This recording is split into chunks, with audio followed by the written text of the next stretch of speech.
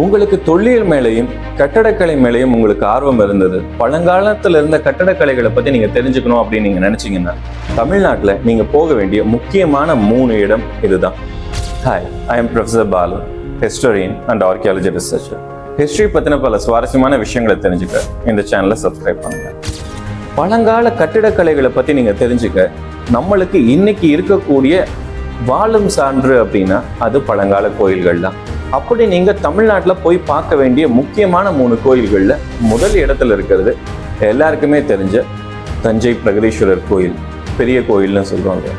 அந்த கோயில் இறை வழிபாட்டுக்கானது மட்டும் கிடையாது, சிற்பக்கலைக்கானது மட்டும் கிடையாது, அது ஒரு கட்டுமான அதிசயம், இன்ஜினியரிங் மார்வல் அப்படின்னு நம்ம சொல்றோம் இல்லையா.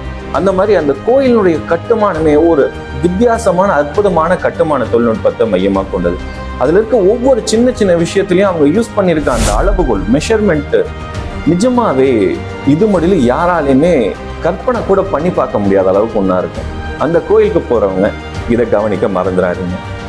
2வதா நீங்க பார்க்க வேண்டிய கோயில் காஞ்சிபுரம் கைலாசநாதர் கோயில். இந்த ஒரு கோயில் தஞ்சை பெரிய கோயிலோட ஒப்பிட்டு பார்க்குறப்ப அளவில் ரொம்ப சின்னது தான். ஆனால் கலைநயம் அப்படிங்கிற ஒரு கருத்தில் பார்த்தீங்க அப்படின்னா ரொம்பவே பெருசு.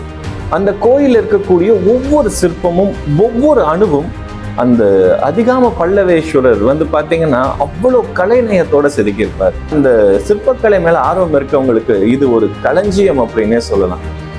இந்த கோயில் போனவங்க நிஜமாவே சிற்பக்கலையை அதுக்கப்புறம் பார்க்கக்கூடிய கண்ணோட்டம் மொத்தமாவே மாறிடும்.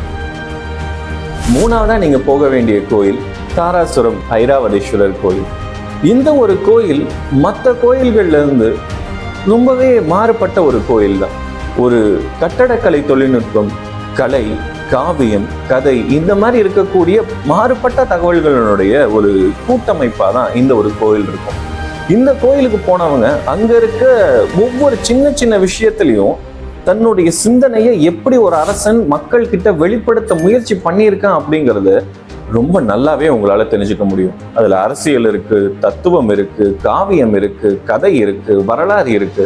இந்த மாதிரி இருக்க எல்லா விஷயங்களையுமே நீங்க அந்த ஒரு கோயில்ல இருந்து கத்துக்க முடியும். இந்த 3 கோயிலே போதுமானது வரலாறுல இருக்கக்கூடிய கட்டுமான கலையினுடைய அற்புதத்தை நீங்க புரிஞ்சுக்க.